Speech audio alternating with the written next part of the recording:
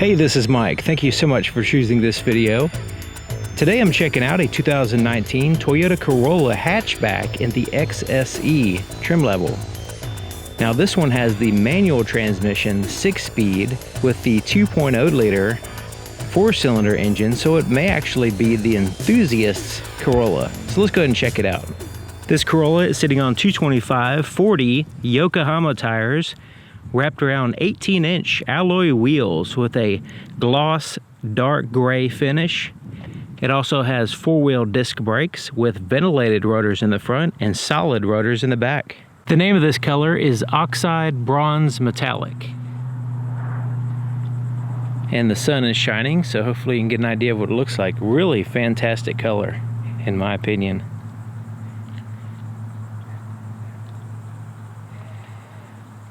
Hopefully the camera does it justice, because you may confuse it with like the grandma gold type color, but this one is a little bit different and it just kind of stands apart from those particular types of colors. Okay, so looking at the front here, it does have quite a bit of gloss black around the emblem, and the emblem also serves as the sensor for the radar adaptive cruise control. It's just behind that emblem. Then you have a chrome accent around the grille, and you even have some body colored portions at the bottom and some more gloss black around the fog lights. Now the headlights and fog lights have a black bezel. All the exterior lighting in this vehicle, is powered by LEDs. So the headlights in a projector tube powered by LEDs. Now it has a daytime running light, but it also has accent lights, which are only really visible at nighttime, which look really cool. But it's too bad they are only visible at night, but looks really cool. Sometimes it's hard to see from the front view the contours, so hopefully this helps out a little bit. It's kind of unique as far as the headlights, the way they swoop in, separating from the front end there. Okay, so looking at the profile, so you can see it has body colored handles, side mirrors, pretty much everything here except for the pillar there in the center of the glass is a matte black, and there's even just there's no chrome or anything. It's just black around the windows. So if you were to take and tint these glass, basically it'll solidify that to one solid piece. Now it kind of looks a little disjointed. This is what the key looks like. It's a proximity key system, and you can just keep this in your pocket and use the vehicle 100%. It does have some buttons here, lock, unlock, and the panic button, and the physical key. On the inside, in case you need it, let's go ahead and push that panic button and see what it sounds like. Okay, so it's a little beepy horn. So walking up the vehicle, all you have to do, you can have the key in your pocket in a bag, as long as it's within a close proximity of the outside of the door. You can lock the doors by pushing your, or just placing your hand or finger over the sensor right indicated by these little lines here. So just put your finger there, put your hand there, it'll lock the doors. To unlock it, you simply put your hand behind the handle, and it has a sensor back there to unlock it. You also have a physical key location here on the driver's side only. Taking a look at the inside of the passenger side door, you can see it has that two different colors here, black and then that light color, almost like a white. And there's some gloss black around the handle here. Now, soft touch surfaces. Up here, all this white portion is soft touch, and the armrest is soft touch. Now, when I say soft touch, it quickly bottoms out. It's not super pillowy, cushy. It's soft to the touch, but as soon as you give a little bit of pressure, it bottoms out. Now, this is pretty wide open here, and then it continues on through the other side. So that's an open handle, and then you have a storage pocket here and here. Now, when you put a bottle in there, you can put a short bottle here, but a long bottle, you have to kind of lean it this way, up in this direction. It will fit, and it's secure as well. There's a threshold. Manually adjusted seats here on the passenger side, and it's a combination of Softex synthetic leather and a cloth portion, kind of like a microfiber cloth there in the center portion.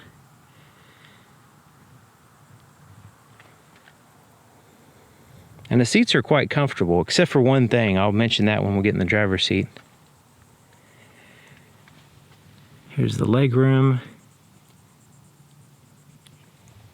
Kind of tapers right in here. A similar type thing on the driver's side, but other than that, it's wide open. The dash, soft touch, soft touch, soft touch, all that soft.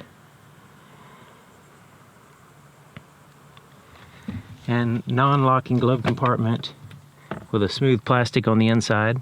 It goes in there quite a bit. A lot of stuff in there.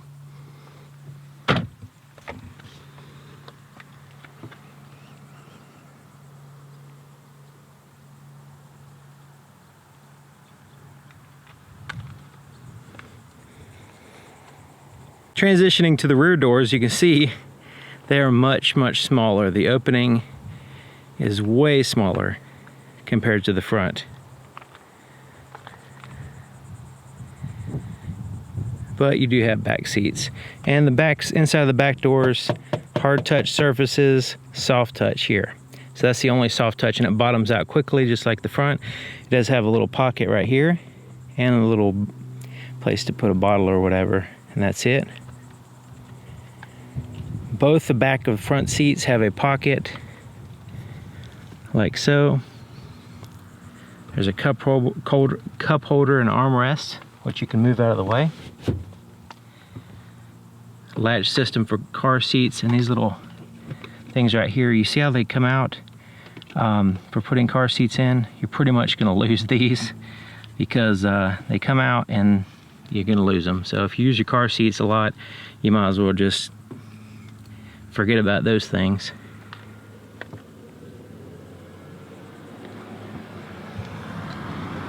There's the floorboard, and kind of like a half of a hump in the center part. There is one, but it's not super big. Little storage compartment there. You notice there's no rear vents, but the air conditioner is really good, so I'm assuming that the rear passengers will get plenty from the front.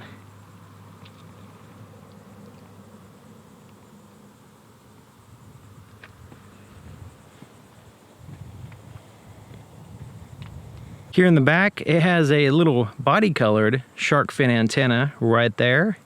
Third brake light is at the top of the glass, here in that little spoiler thing. You can see it kind of protrudes out.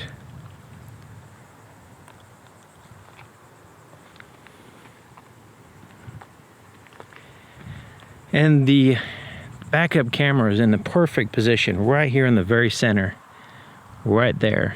I think all vehicles should have it in the center. And just like the front, all the exterior lighting here in the back, is turn signals, everything will be powered by LEDs. Some gloss black here on the back. We'll see how well that holds up long term. I like the way they put the XSE badging in red, outlined by chrome. That's looking pretty nice.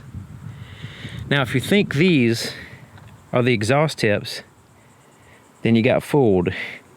Those are just chrome accents, kind of made to look kind of like exhaust tips, but kind of cheesy if you ask me. The trend now, this isn't, I mean, Toyota's not the only company doing it, but the actual exhaust, if you saw in the very beginning of the video, is here on the right side, kind of hidden away.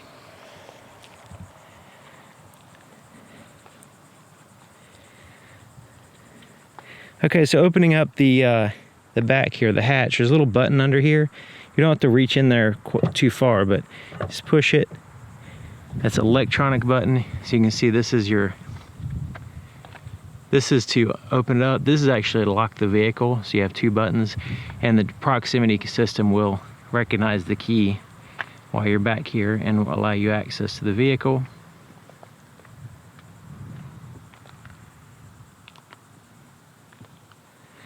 And the hatch is very light. It's not metal, it's made out of some kind of resin or something, fiberglass or something like that. So it's really easy to lift up. Kind of hard to pull down though, just because it's so light and it's getting resistance by these shocks. It does have a removable shade. It's very light, easy to get out of the way. Also, the trunk area is cut off. It's kind of like a 45-degree angle here. So when you're putting stuff back here, you can put quite a bit, as long as it's not tall stuff. It can fit pretty, you know, like groceries, stuff like that. But once you start putting anything of height, it really is limiting there on the top, just a few inches at the very top behind the back seats. Now the back seats do fold down in a 60-40 split, so you can see the split right there. So you can fold down one or the other to add to your cargo space while still maintaining passenger space, or you can fold them both down and really add to your cargo space a lot. It helps out a lot when you take the shade out too. Okay, so there's some storage space here on the left side. Little storage cubby here on the right side as well. And there's tie downs, and you don't want to confuse those tie downs with the actual tether for the car seat, which is right in here. That's where you tether your car seat. Those are tie downs. They're just completely different rating and all that stuff. So you don't want to get those confused. Under here, this little button, you push that, and there's this hook that lifts up. You can lift it up and hook it on this little string here, like so, and it holds it up for you. Pretty cool. And you can also use that for hanging something, for apparently, because it has a 2 kilogram weight limit.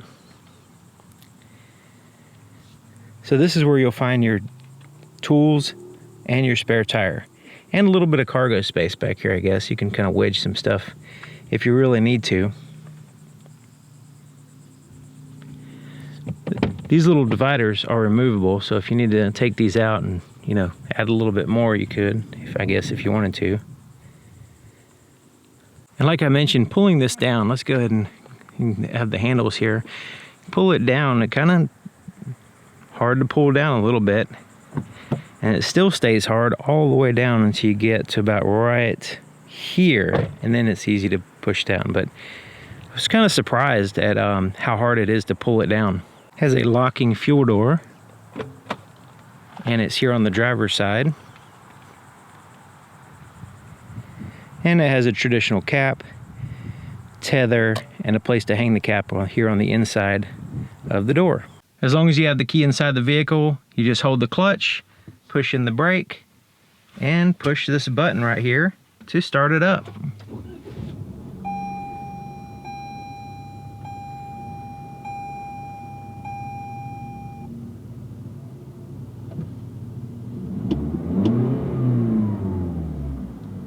Here's the floorboard in front of the driver's seat. Now you notice on this side the floor mat hooks in place so it doesn't slide around on you. So your accelerator, brake pedal, and clutch pedal, and a footrest here on the far left. Now it's a little bit short for me, but it works. It's better than nothing. Let's take a look under the hood. Check out the windshield wipers. One is huge and one is tiny. Thought that was kind of neat. Okay, so taking a look under the hood, right here in the center there's a latch right in here, and you just move it to the left and lift up, and it's not very heavy hood. It's aluminum apparently, and the latch, or the prop to hold it up, is here on the underside of the hood. Swings down to this arrow. The underside of the hood does have some insulation there, and there's a seal across the back and the front. This helps out with airflow and noise. Now driving the vehicle, there's insulation on the firewall and some heat shielding back there, but driving the vehicle, the engine is not very loud. What's loud is the road noise, which we'll get to in the driving portion. There's a lot of road noise, which kind of drowns out the radio, which is not that fun. Okay, so I like the fact that there's no big plastic cover covering everything up. You get to actually see the engine, intake, valve cover, gasket, leaving the coil packs there on the top, leading down to the spark plugs.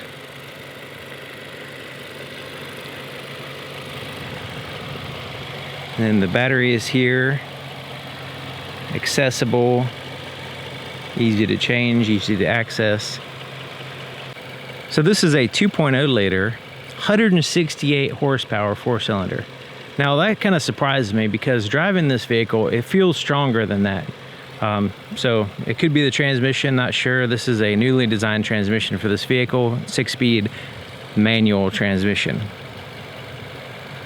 Now it does have the intelligent manual transmission, which kind of smooths things out but it's not quite as fun to drive as regular, but it is a benefit to people that are first starting or not used to a manual transmission, especially this particular clutch. This clutch took me longer to get used to than other vehicles, but now that I'm used to it, it's fine. But you know, it's like any clutch, you have to get used to it. The inside of the driver's side door is basically just like the other side, except for it has a few more buttons. All your power windows are one touch down, one touch up. You also have door lock controls, and your side mirrors can be adjusted there. You just pick a side and adjust it like a little joystick. Now the driver's seat, unlike the passenger seat, is powered. So you can tilt it, move it up and down, tilt the back, and then you have a two-way lumbar adjustment.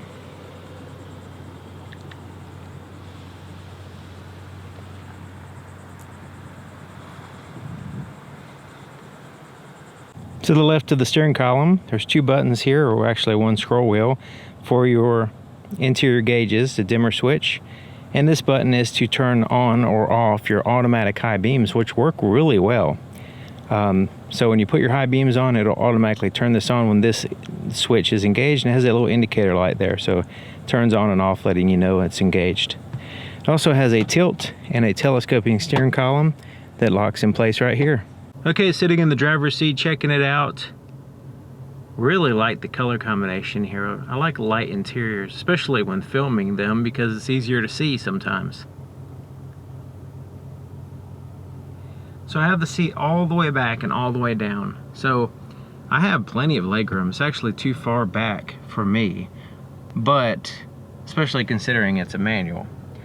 But the back seat passengers are pretty much screwed if I'm sitting all the way back like this. I mean, you can go too far back to where the seat's almost like right there. I'm almost getting close to the back seat now. I'll be in the back seat if I go too much further.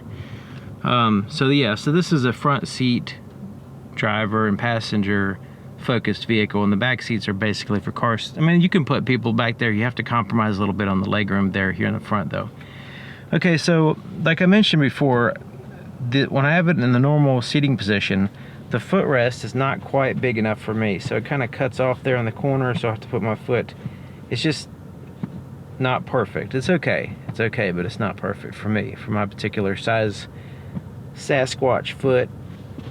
The other thing is, this right here is hard plastic, so my leg is kind of just getting dug in. So what I have to do is kind of like, for long periods of time, it's uncomfortable. So what I'll have to do is put the cruise control on and just kind of move my leg a little bit to escape the pressure there. But anyways, other than that, the seats are comfortable and everything else feels good. The steering wheel, leather wrap steering wheel. It's a little bit thin for my particular hands, but other than that, it's okay. It is soft to the touch.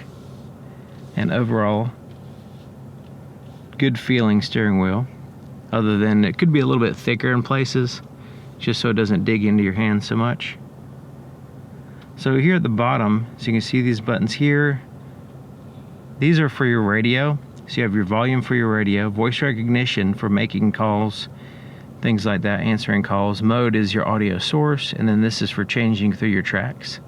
Up here is for your cruise control, and it's not a regular cruise control, it is adaptive cruise control. So you can, once you turn it on, you can set it, resume, cancel, just like a normal one. But you also have the adaptive cruise control, in which you can set the distance between you and the vehicle in front of you here. And this is your lane departure alert with steering assist. So it actually tug on the steering wheel a little bit. It's not going to drive itself or anything like that, but it'll kind of give you a little bit of a tug when you're accidentally going over the lines, if the lines are visible. Here on the left side, you have your phone button, back button. Now the back button and these arrows with the OK correspond with the screen between the gauges, which we'll get to in just a minute. Windshield wiper controls are here on the right side, and here on the left side is your turn signal, but it also has your headlight controls and your fog light controls. So there's your fog light and there's your headlight. So you can turn off everything by going to DRL off, daytime running light off, automatic, parking, and headlights. Automatic, in addition to the automatic high beams, works really good. and the headlights are fantastic. The LED headlights, and I'll show you all that in the night video. Okay, so here's the gauges. So you have the physical gauges here on the outside, the RPMs here on the left side, fuel gauge, and the engine coolant temperature there. But the center portion is all a digital screen. So using these buttons here, we can scroll around and get more information. It does have a digital speedometer, clock, outside temperature, and then you have 2 trips there. And the trips are controlled with this little knob right here. It'll also take you to your odometer as well. Okay, so using these buttons on the steering wheel, we can scroll to the right and left, so you can see the little icons pop up there showing you where you are in the menu system here. So you have fuel economy information here. You can reset that. And this is your adaptive cruise control. So once that's on, you can set the distance between you and the vehicle in front of you. It also shows the lines there, where the lane departure alert is turned on or off. All right, scrolling to the right. Now we have the Bluetooth audio, just whatever's going on with the radio basically. You can change the audio source with that as well. And then you have a trip. Now this gives you your distance and your time.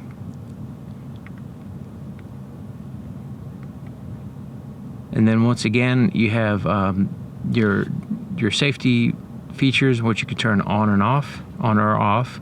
Stored messages will show up here, and then it goes back to here. So this is with the settings, you can go scroll down. Let's see what else we have under here. Yeah, so the vehicle settings is there at the very bottom.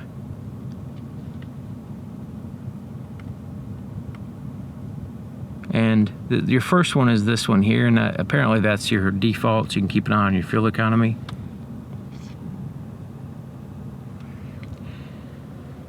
So that's kind of a quick rundown of the screen there and what you could access if you'd like. So this is your touch screen over here, and it has physical buttons here on the outside. This home button here takes you to this is the home screen, and it has a split between your Bluetooth, whatever's going on with your radio, your drive computer, and your phone. I turned my phone off just so it doesn't interfere with the microphone. That's why there's nothing connected, but it'll show up the information there. Even alerts you if you have an email or a text message, that kind of thing. So when we push menu, this shows you your different icons here. You can quickly go to your audio, your phone, projection. This is your Apple CarPlay. So once you get an Apple phone, you plug it in, and it will, it'll pop up here on the screen, the whole Apple CarPlay thing automatically. I have a video on my channel showing you how to do that in a Toyota Camry if you want to check that out. And then you have set up different options here. You can set up different phones and all that stuff. Information, so this will show you basically your vehicle information, your fuel economy, stuff like that. It's kind of like a drive computer, more information here on the screen. And apps, this has to load up and everything, but you have apps and communication. Let's look at the audio screen. So you can change your source here, AM, FM, satellite radio, USB, and Bluetooth. Let's go to satellite radio just so you can see what it looks like. You have your presets there at the bottom, and you can go to your sound. Now it sounds pretty good, the sound system, but like I don't know if you heard me say earlier that when you're driving, the road noise kind of interferes with it, but as far as just sitting in a parking lot, it sounds pretty dang good. I was surprised. It's not like spectacular or anything, but it's pretty good for a factory system. Especially if you turn off this automatic sound leveler. I don't really care for that myself. Okay, so this one is the navigation app's not installed, but that's something that you could have installed if you'd like. Has a physical volume knob tuned through the stations as well. 4-way flashers are here. Okay, so here's your climate control. So it's a dual zone, driver and passenger, and the back seat people can just just deal with whatever is going on up here because there's not even vents back there. So you have your temperature for your driver and passenger, your fan speed, where you want the air to blow, front and rear defrosters, all that good stuff. And has really good cold air conditioning. And it's been hot in this area, and so yeah, it helps out a lot. Okay, so down here is your USB and auxiliary inputs. I don't know if you can see that. Kind of hidden if you don't know right where they're at. You might miss them. And then you have heated seats here on the front. There's a 2-stage, high and low, for the driver and passenger. And my cell phone, I'm going to just show you that you can put it right here, or you can turn it sideways like this and put it like so. And this gives you a little grip to grab it. So if you're plugging in for Apple CarPlay, you can plug it in and put it right there. So this is the IMT, Intelligent Manual Transmission. This kind of smooths things out a little bit, only it's not quite as fun to drive. So this is, I'll show you when we get on the road. It's not really super noticeable, but it does kind of keep you from, you know, jerking the transmission so much, I guess, if you're not really familiar with driving a transmission, a manual transmission, or if you're just kind of getting used to the clutch, it kind of helps out with that. Traction control, you can turn it off. Default will be on, so if you need to spin tires, you can turn it off. Okay, so here's the shifter. So you can see it's a 6-speed. So it's this little thing right here lifts up in order to put it in reverse. So when you put it over here, that's first gear. All right, it needs to go a little bit past that. So you lift this up and it allows you access to go further, and now you're in reverse. And once you put it in reverse, the backup camera pops up in here and has static guidelines. They don't move with the steering wheel. And it is in the very center of the car, so that way you get a accurate view from the center, which is nice. All right, so first, second, third, fourth, fifth, and sixth. Now 6th gear is really for higher speed, so you really need to be going over consistently over 60 miles an hour, I'd say, because it does drop the RPMs quite a bit, and it will strain the engine if you put it in 6th gear prematurely. So as electronic parking brake, you just pull it up to engage it. To release it, you have to push the brake and push it down. And it's the rear wheels in which it engages on. And this is a brake hold feature, so it actually hold the brake for you while you're sitting still, so you don't have to hold the brake the whole time, like in traffic or whatever. There's some cup holders.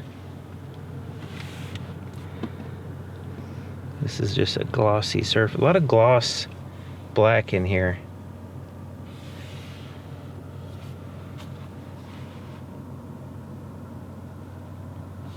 Okay, so here's your armrest, and it bottoms out just like the armrest in the door. It's soft touch, but it's just like a few millimeters in. It's solid, hard as a rock. So it's not a pillow. It's just kind of better than nothing, I guess, as far as a soft touch. And this lifts up and it drops back down. If you let go of it, it kind of drops down. And it does stay up here, but if you just go a little bit down, it'll flop on down for it. So gotta be aware of that. So if you're trying to get something out or whatever, you don't want it flopping down and breaking something. But wires can go in and out of this compartment. And there's your compartment with a 12-volt power supply and a USB charger. So that's the charger only, so it doesn't access the system.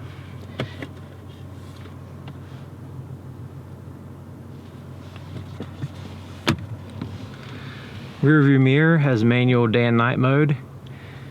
Now the headlights, I mean the overhead lights here, you can turn them all on by pushing that button. You can turn on individual ones here and here. But what you'll see in the night video is that these are not illuminated.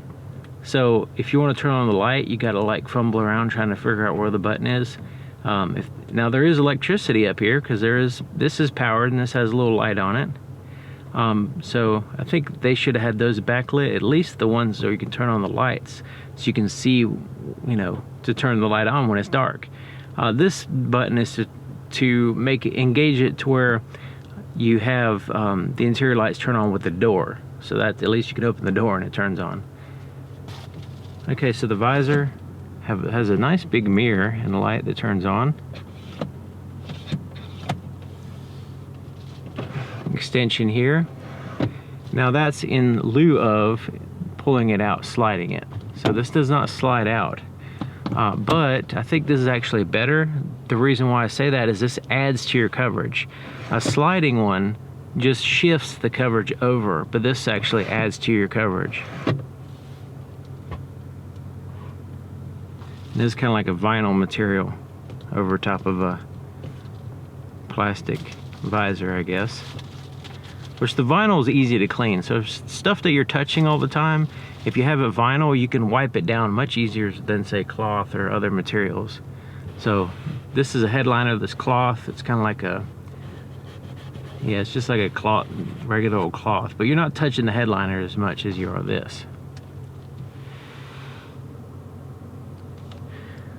Okay, so let's look at the visibility. And so far, I've had no problem with the visibility in the back.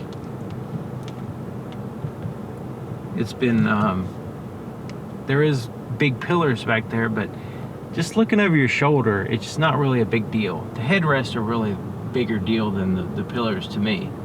Now it does have the blind spot monitor detection system, the backup camera to help out. So I guess that's part of the reason why the blind spots haven't been an issue. Blind spot indicators are here on the side mirrors. They'll illuminate on the appropriate side. Also, they serve as the rear cross traffic alert, in which you're backing out of a parking space. It'll let you know if there's a vehicle coming from the side that it's coming from. Okay, so there you have it. Check my channel for the night portion of this vehicle and the driving portion. So there'll be separate videos so I can go a little bit more information, and also, of course, nighttime. It's got to be nighttime, so it's going to be a separate video, separate focus of the videos. So thank you for watching. Check those out. There'll be links in the description or little cards or whatever just to get to those easy. And I'll see you guys next time.